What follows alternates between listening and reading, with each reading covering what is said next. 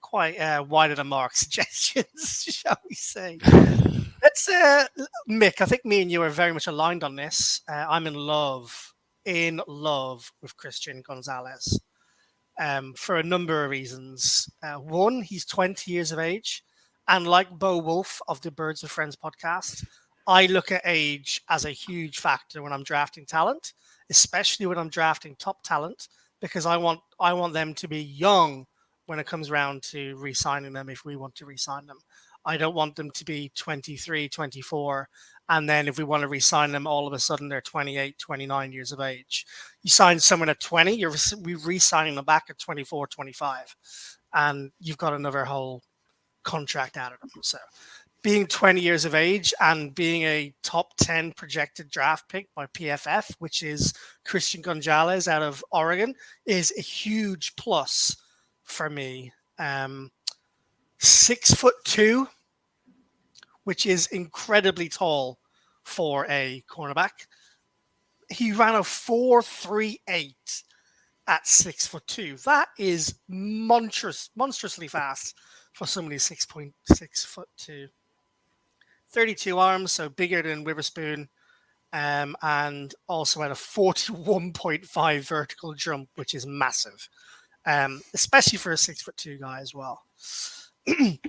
Mick, he's a do-it-all corner, can fit into any scheme.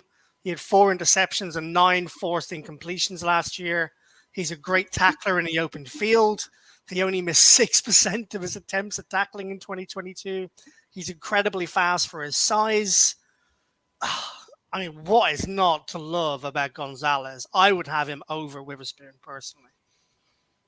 Yeah, I've also got him over Witherspoon. I mean, listen to me talking like I'm a big shot draft guy. You know, I know all the players and draft scout. Send me over to the States next year for the for the scouting combine. No, Well, those listening in, if we haven't mentioned it already, Mick's not drinking tonight for the first time in, I think, 27 years. So if you notice any difference in his performance, do message us in. And if we do need to make sure that Mick's cupboard is stocked up with whiskey for the future, then let us know. See, maybe you'll be able to understand me by the time the podcast finishes, but then most people probably can't understand me when it starts, so that's also I think we need to start a GoFundMe page for Mick's whiskey collection, because there's nothing worse than a Scotsman without a whiskey collection. Exactly. That's what I'm talking about. Sad, isn't it? I'll play my small violin.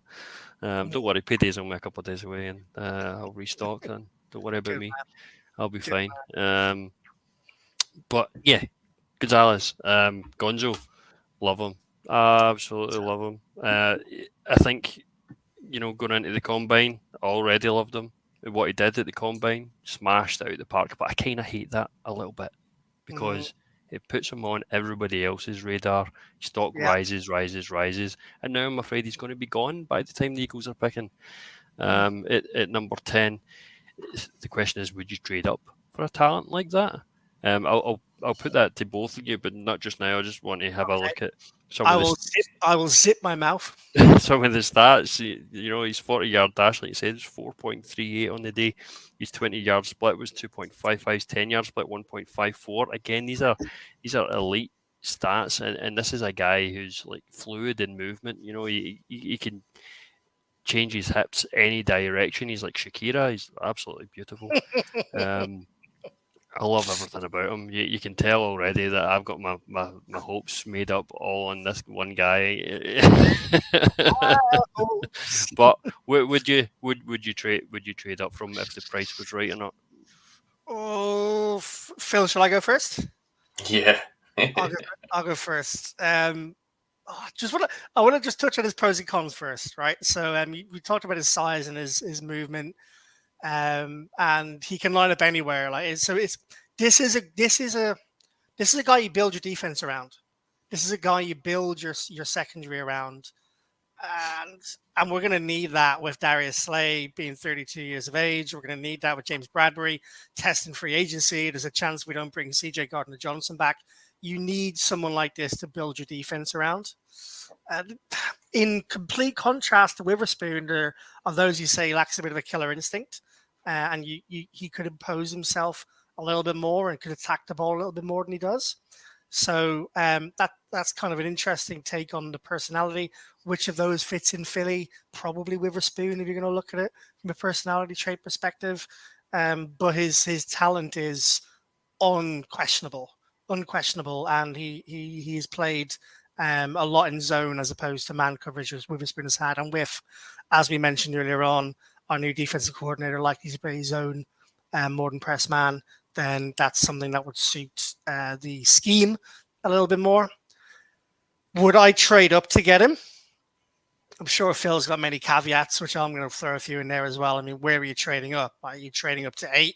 Are you trading up to 7? I'm not trading up more than 7, even if I am.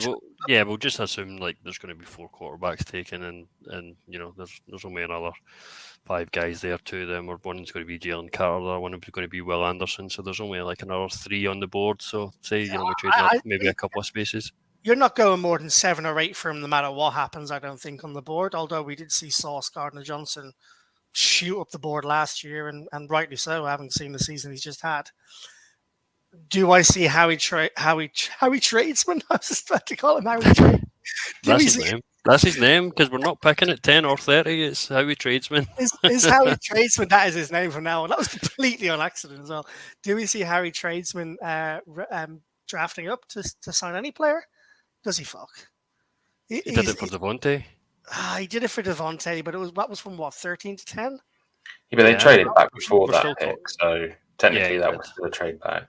Yeah, I'm not having that as the same as trading from 10 into the top 7, 8.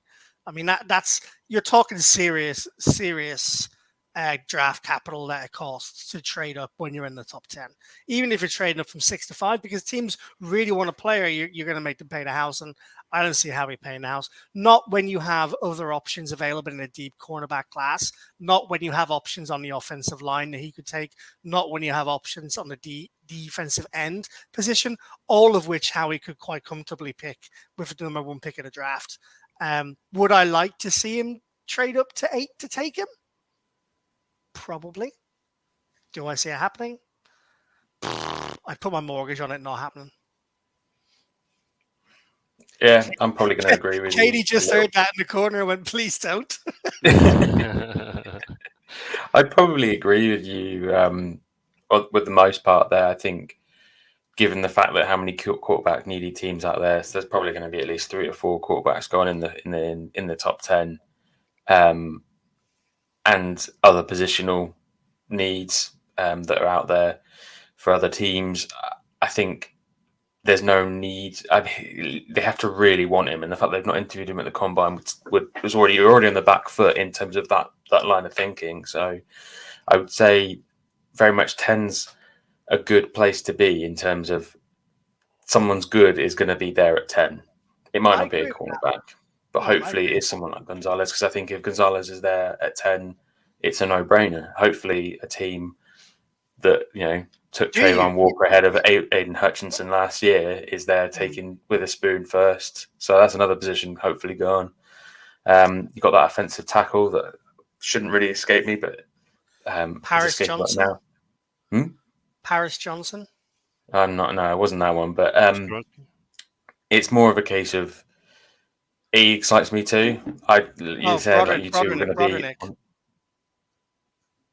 No, sorry, I'll stop shouting names. Just shout random names. Let's see how this podcast goes. Sorry. So I'm with you on the Gonzalez mountain, because I think if we're going to go for him, it would be because he falls to 10. I don't think how he trades up, because when you're getting into the top 10, you're starting to look at future first round picks, or we're looking at losing our pick 30. I mean, you can maybe argue that a team looking to trade him from second round to 30 might be willing to trade into 30 so we can trade around with that. But that could happen. But ultimately, I just like Howie Tradesman. He gets. You could see someone going from. That was smooth, though. Smooth. Howie Tradesman, I love it. I genuinely, completely unintentional.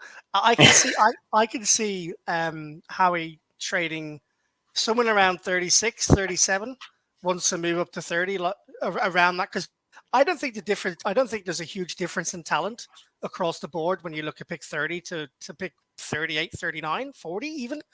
In that 30 to 40 bracket, there's probably not. I mean, top 10, top 12, top 13. I mean, there's a big gap between that and early 20s, but the gap between 30 and 40, I don't think is that big, depending on the position group you're looking at. So I think that could be a great shout.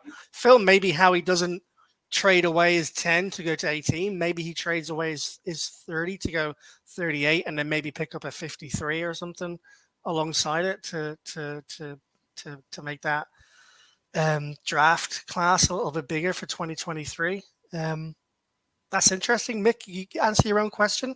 You trading up to 8? I'll give you 8. You trading up to 8 to get Gonzalez if he is still there on the board? I love this guy, man. I am taking it. You are? Well, they'd be contrarian for the sake of the podcast. Yes, I will. Yeah. All right.